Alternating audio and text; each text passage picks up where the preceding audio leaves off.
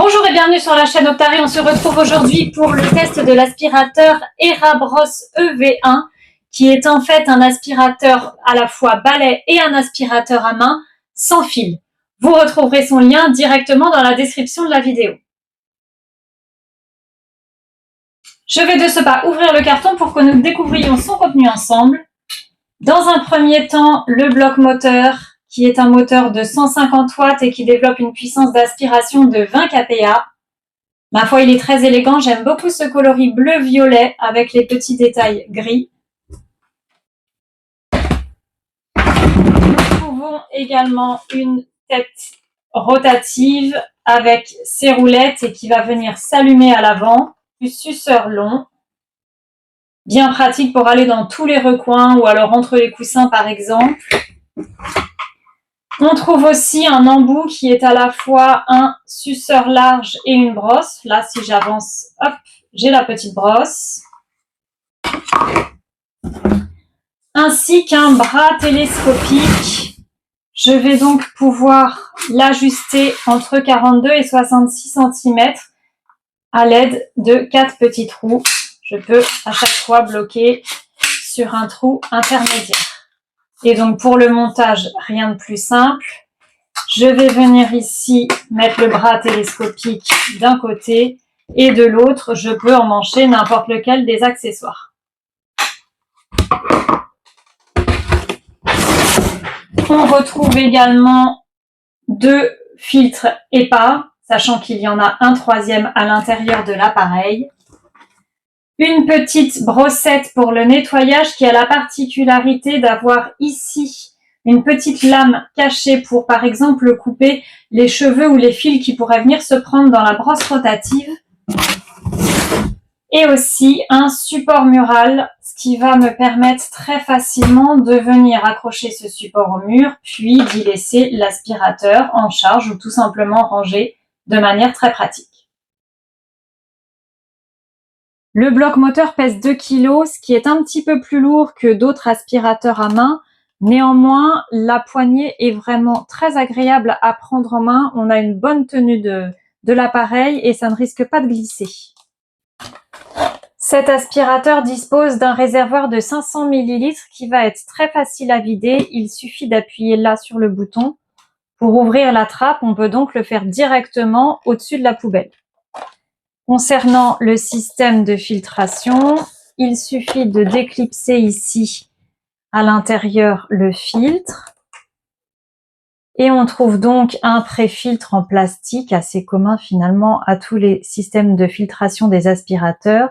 Sauf qu'ici, on a aussi un filtre textile supplémentaire qui est un filtre de type EPA qui va donc vraiment venir retenir les plus fines particules jusqu'à 99% des plus fines particules, mais aussi les pollens. C'est donc parfait pour les personnes sensibles et même allergiques.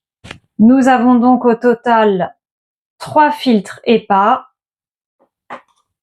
Je vais donc très facilement pouvoir l'enlever, le nettoyer sous l'eau du robinet, le laisser sécher pendant 24 heures et pendant ce temps, j'en place un autre pour pouvoir continuer à faire le ménage si j'en ai besoin.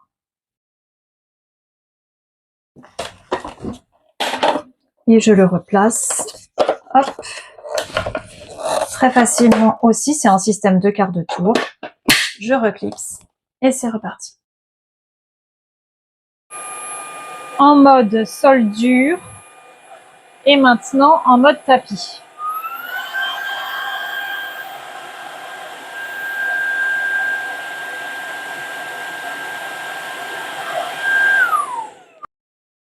Évidemment, là, nous sommes assez proches de l'appareil.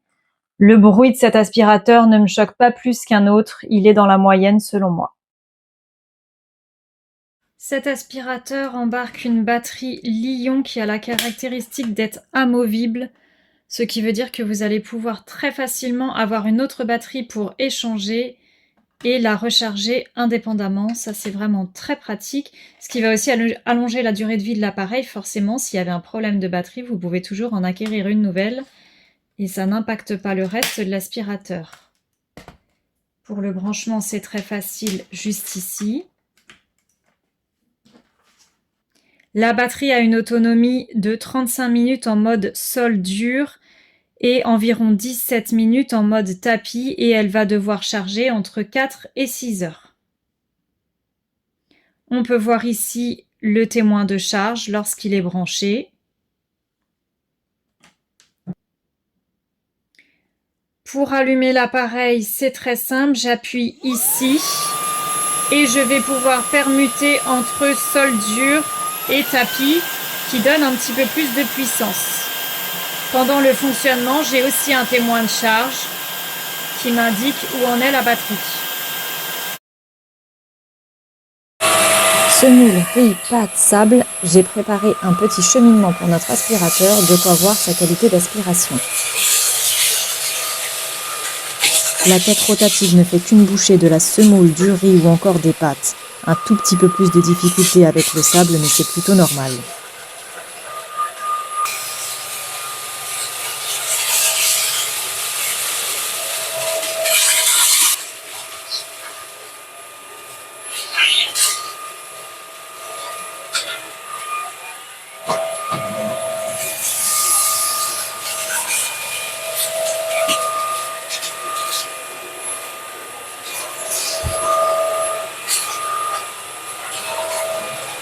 Je peux facilement attraper les saletés sur les bords du mur.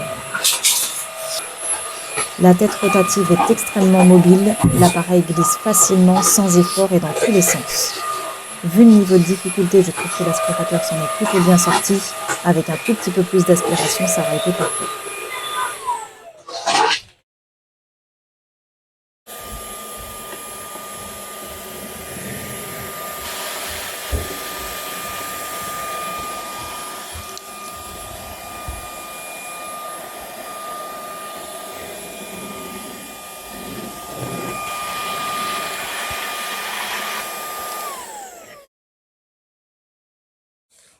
Ici, je vais vous montrer dans un endroit un petit peu plus sombre les lumières de la tête rotative.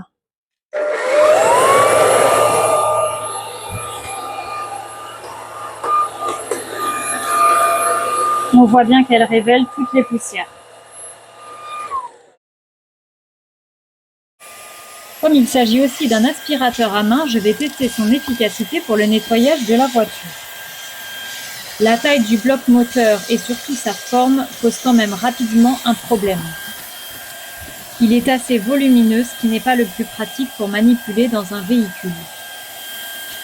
Pour la moquette, je note tout de même une aspiration un petit peu faible pour aller chercher les saletés incrustées.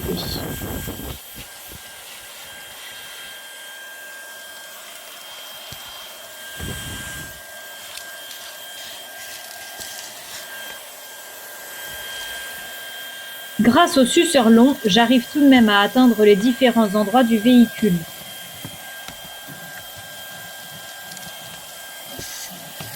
C'est bien plus pratique pour les sièges, y compris pour aller entre l'assise et le dossier, où les petites miettes des saletés ont la fâcheuse tendance de se loger.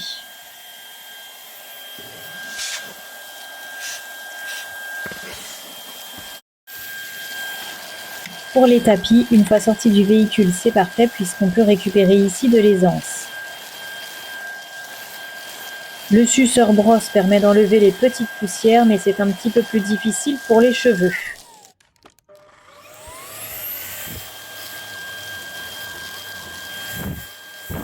En passant avec la brosse rotative, plus de problème, elle attrape très bien tous les cheveux restants et le tapis est relativement propre facilement. Bien sûr, avec un peu plus d'aspiration, nous aurions pu traiter ce tapis plus en profondeur.